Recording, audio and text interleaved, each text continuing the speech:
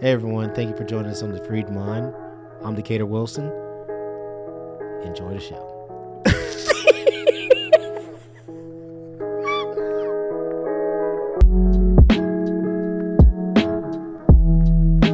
We got Dr. Beth Wilson here. She is the clinical director of Thrive Family Services, small business owner who started a company in 2017, and she also happens to be my beautiful wife. So, talking to Dr. Beth Wilson, what we are going to be going into, along with some of the financial side of things, is mental health too. So we have a passion for really helping people break through their chains, in their mind, with the finances piece. People stress about finances all the freaking time, especially right now with inflation and everything else that's going on. I mean, it's like, they're constantly, really frustrated about the money aspect of things. And so we're going to help solve problems with that finance piece, and then also dig into some of the other stuff that is also causing some, frustration from a mindset piece.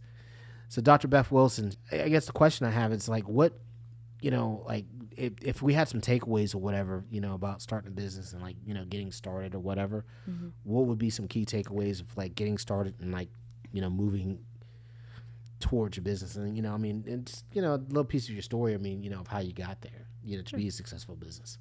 Okay. So first of all, I would definitely say you need to have a plan and set goals and write them down. That's very important. It's helpful for you to remember those. It holds you accountable to them, but it also sees where you can help. It allows you to see where you're going. And you won't get stuck, because sometimes it's scary. It's definitely scary to start a business. So something that I've been saying is you don't have to see years down the line to take one step. It's hard because you wonder, is it even going to be successful? Is this where I should be? Oh, what if it's not? Well, if you never get started, it's never going to be successful. So you have to take that chance. And so I definitely believe in taking that first step and having that faith and that courage and believing in what you do. So with that comes the passion behind it all. For me in mental health was a passion of helping people and serving people in the community where I lived, where the community where I was raising my children. So I truly believed in getting out there and developing and creating this business to be able to serve those individuals within the community where we live, and also to be able to help professionals who wanted to provide those services as well, because there weren't any other businesses like this in that area. So that was helpful as well.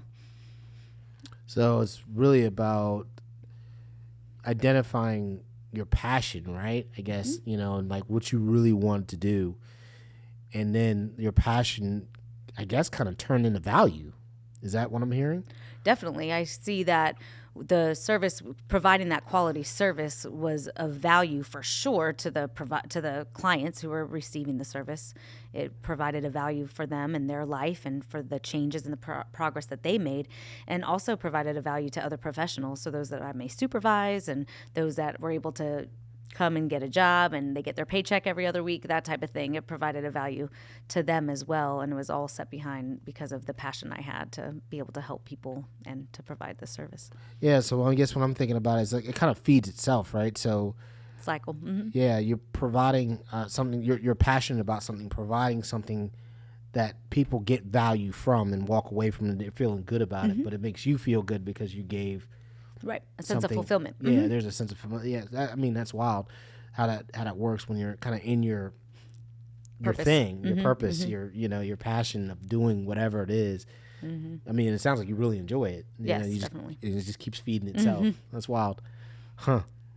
So I guess the other thing is that, getting started. I know like a lot of people when they start their own company or they have aspirations to start their own thing, they struggle with that. Do you have any advice for anybody who's aspiring to be a business owner, open a business owner, as far as just getting started? Sure. The biggest thing is don't do it alone. You need people around you, people that believe in you, whether it's family members or friends, other professionals who are in that same field that you can bounce ideas off of, talk to about. One thing I did not have was learning from someone else in the same field who may have gone through those struggles. So these struggles came along and I had no idea what I was getting into, type of thing.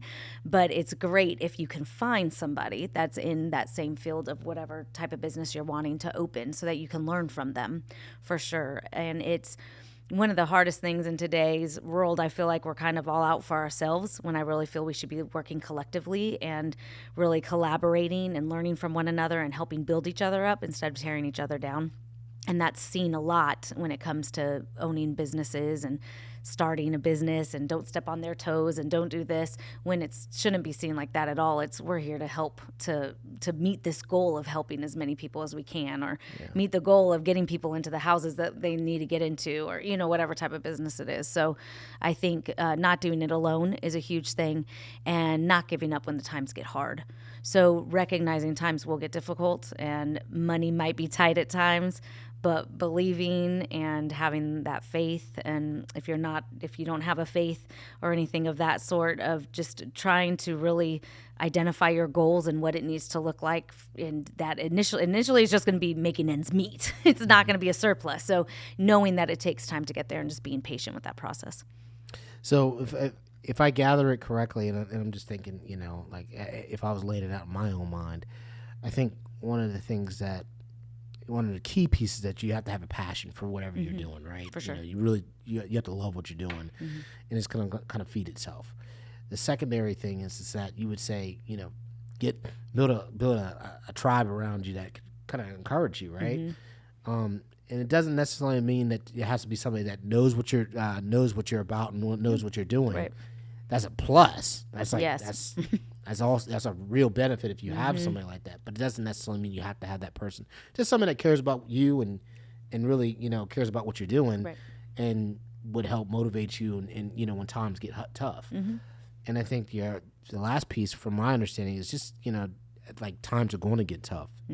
Don't allow that to be the thing that makes you stop. Right. So I mean, I love having Dr. Beth on. You're going to see a lot more of her on the other side of things from a mental health standpoint. Really, passing on some good information to help break some of those chains that are within the mind. It's a cool intersect, right? So she is a small business owner who is doing this with a successful business, whose financial burden is not on her mind, because she's not concerned about living paycheck to paycheck. So she's a cool resource just to talk to about how to break through some of that stuff from the financial side of things. And then also she's an awesome resource to talk to about just any other mental illnesses that you're dealing with. So, but I'd really want to say thank you for joining me today on The Freed Mind. Thank you for watching, and like and subscribe, share to your friends who may have some interest in this, and we'll see you next time.